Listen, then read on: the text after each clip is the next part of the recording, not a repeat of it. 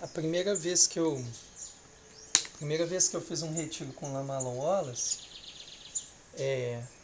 eu achei uma coisa muito interessante, muito diferente do que eu vi, do que até então eu tinha acumulado, né? Que era ele quebrava a prática já assim, trocando ideia. Do nada ele já saía falando, sabe? Não tinha aquela formalidade, né? De respira, volta pro corpo, papapá, papá. Eu achava isso interessante porque ele ele tinha uma maneira, né, ele passava algumas instruções, ele dava algum ensinamento, entrava na prática, saía da prática já dando instrução, voltava. E aí, sem com que ele falasse, eu fui percebendo que isso mantinha a gente, na verdade, em prática o tempo inteiro, sabe? E aí, eu quero fazer um gancho para poder falar por que nós fizemos isso aqui já de cara. Essa proposta, né, de vocês chegarem e...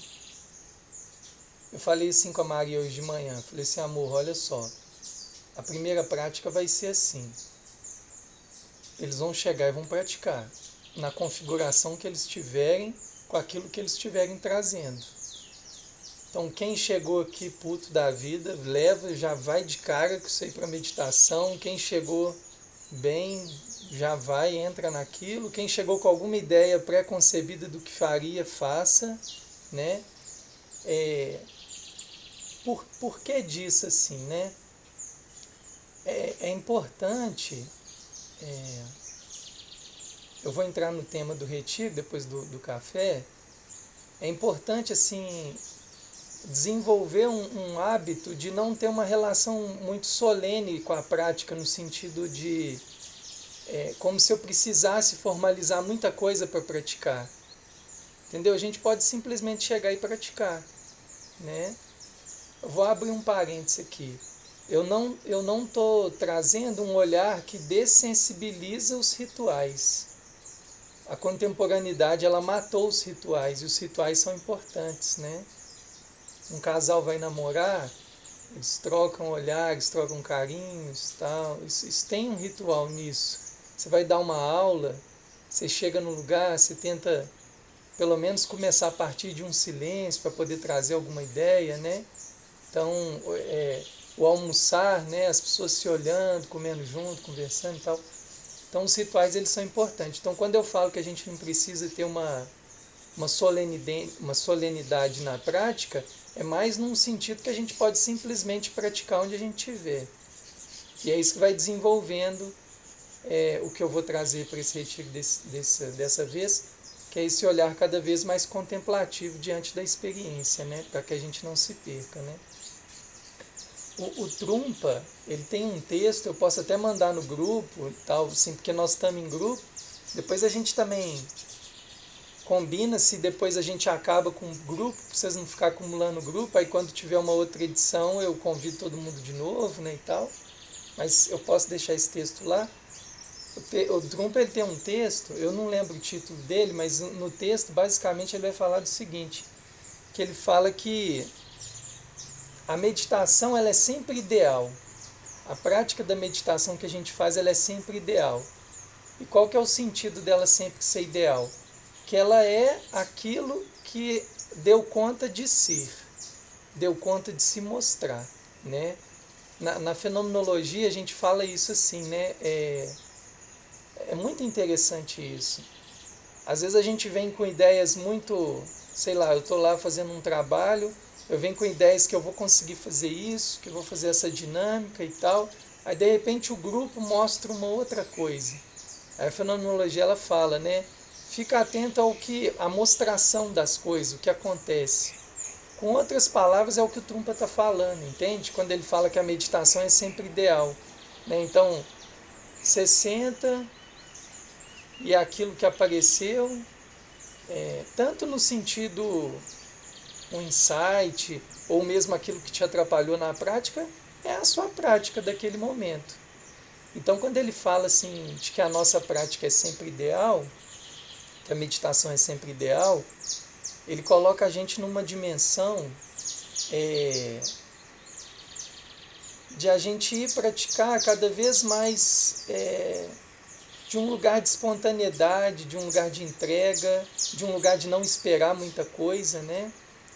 Eu noto muito assim que, às vezes, quando pessoas, né, eu sei que muita gente aqui já pratica há muitos anos também, mas eu noto muito que mesmo às vezes praticantes veteranos de tempo, né, não necessariamente veteranos de prática, se não entender isso eu explico o que eu estou querendo dizer, tá?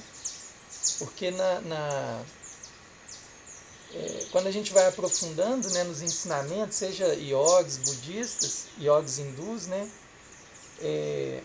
realmente, sabe, pessoal, existe os ensinamentos iogues e budistas, eles têm uma profundidade tão grande assim de sabedoria, de epistemologia no sentido de investigação da natureza da mente, que você consegue realmente ter vários pontos alicerces para entender se a prática daquele praticante já é uma prática avançada ou não. Por isso que os mestres antigos, as mestras, né, eles sabiam realmente dar instruções muito específicas para cada tipo de praticante, né? Então, por exemplo, no budismo do Shakyamuni, o Buda histórico, né, a gente vê muito a introdução em shamatha, as práticas de estabilização de mente. A gente vê o Buda instruindo as práticas de investigação da natureza da mente para os praticantes mais veteranos, que é os que tinham algum background, vamos falar assim, alguma base para conseguir investigar. Aí, por exemplo, eu estou acompanhando como voluntário lá no CAPS pessoas com transtornos de personalidade, pacientes esquizofrênicos, que têm um alto rompimento com a realidade. Se eu dou instruções de investigação da natureza da mente para eles, pode ser muito perigoso, assim, isso é minha opinião, tá? Mas tem muita gente que defende isso que eu estou falando também, tá? Porque eles já estão rompidos com a própria realidade. A realidade já provocou a dissociação da própria. Eu não dou conta de estar aqui. E aí você dá a instrução, aí que ele rompe de vez. Então, para ele, eu trago tudo para cá, olho aberto, é aqui, ó, é grounding, é raiz, né? Então, assim, voltando onde que eu queria chegar, tem essas nuances de instruções, né, do que a gente pode fazer, o que está na nossa ossada. Mas não necessariamente um praticante veterano, ele realmente é um praticante veterano, né, nas suas práticas, né. Aí por que eu estou falando disso, né? Eu queria voltar lá no Trungpa, né, quando ele fala, né, de que a prática é sempre ideal. Porque às vezes muitos de nós, eu me incluo nessa estatística, às vezes a gente cai numa armadilha que é assim, ó, eu já pratico há mais de 10 anos. Então, teoricamente, eu vou sentar ali, eu vou naquele retiro esse fim de semana, ou eu vou sentar hoje, enfim, e vai ter uma prática profunda e tal. Profunda no sentido de profundidade de prática, de reconhecimento de instâncias da sua consciência, e de repente a prática parece que foi assim, parece que foi uma prática pior da que você fazia quando você começava 10 anos atrás. E aí se a gente tem inculcado, né, imputado dentro da gente uma ideia de progresso evolutivo, que eu acho que isso também é um perigo muito grande, né? Como se a gente realmente pudesse trazer uma narrativa linear para a nossa prática meditativa, a gente começa a se frustrar, né? E aí eu lembro de uma instrução do Lama Santen, quando ele sempre fala assim, não preocupe em chegar em lugar nenhum, preocupa só se você sabe que você está no caminho, que você está caminhando, né? É tão interessante as instruções, né? Eu sempre falo isso assim, quando eu aprendi isso eu passei a ficar muito mais desconfiado da minha própria ignorância diante da fala do outro, né? Porque quando o Lama Santen falou isso, eu na época só entendi assim, é isso mesmo, né? Eu não vou preocupar com nenhum, isso é senso comum, né? Eu não vou preocupar em chegar em lugar nenhum, vou preocupar em caminhar, né? Eu captei isso nesse sentido, né? Só acontece que depois de um tempo, você vai lendo umas instruções assim, tem uma instrução que ela é assim, que fala assim, Ó Gurupema, conceda-me os Siddhis. Gurupema é o Padmasambhava, né? É um dos Budas, né? Que levou o Padmasambhava e levou o budismo para o Tibete. No finalzinho dessa prece, fala assim, ó Gurupema, conceda-me os Siddhis. Conceda-me os Siddhis, ele está falando assim, me dê a graça, os bênçãos de ter os Siddhis, os poderes. Que poderes são esses? Podem ser muitos, mas no sentido, é um poder, mas no sentido de reconhecer o que eu realmente sou, né? Quando o budismo fala assim, ó Gurupema, conceda-me os Siddhis, né? O budismo está falando de uma situação assim, onde o praticante, em algum momento da prática dele, seja nessa vida, seja em outra, talvez ele realmente vai reconhecer aquilo que ele realmente é, né? E quando isso vai acontecer, pode ser virando uma esquina, fazendo uma prática em casa, né? Isso, a gente não sabe o tempo das coisas, né? Então, assim, onde que eu estou querendo chegar com isso tudo, né? Voltando no Trungpa, quando ele vai e fala, então, que a prática é sempre ideal, que a prática ela realmente vai oferecer aquilo que tem para ser oferecido ali. Isso não nos coloca numa condição de passividade em relação, que eu acho que é uma coisa que é perigosa, né? Existem tradições que pregam assim, que nós já somos iluminados, que a gente não precisa fazer nenhum esforço, né, para chegar nessa condição. Mas se eu opero com a minha mente, que a gente chama de deludida, né, se a minha mente opera ainda ignorando muitas coisas, deixando de enxergar muitas coisas, é improvável que eu alcance essa lucidez, né? Então, na verdade, a gente cai aí numa outra armadilha, né? Mas, ao mesmo tempo, o Trungpa está falando isso, olha, só a meditação que se apresenta ela é ideal, e fica com isso, e segue, né? E dali você vai, né? Então, a ideia, né, dessa primeira rodada aqui foi isso, a gente chega com o que tem para oferecer, né? O que a meditação tem para oferecer. Alguém quer comentar alguma coisa? Essa coisa também de comentar, né, pessoal, de trocar, é aquela velha história, né?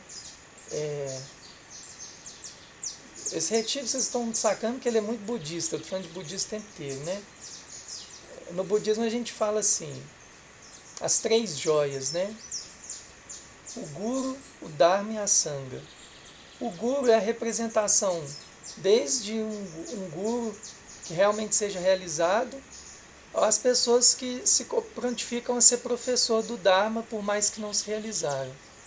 A Sangha somos nós que estamos praticando junto. E o Dharma são um conhecimento, né? Se o Guru, o Dharma e a Sangha são joias preciosas, quando a gente está no encontro dessas 3 confluências, a gente aproveita delas como uma oportunidade de aprofundar a nossa própria prática.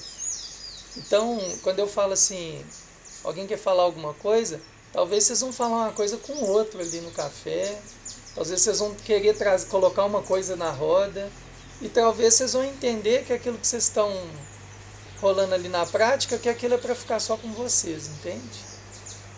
Então por isso que eu solto. Se alguém quiser comentar alguma coisa, a gente... Aí não, a gente toma café.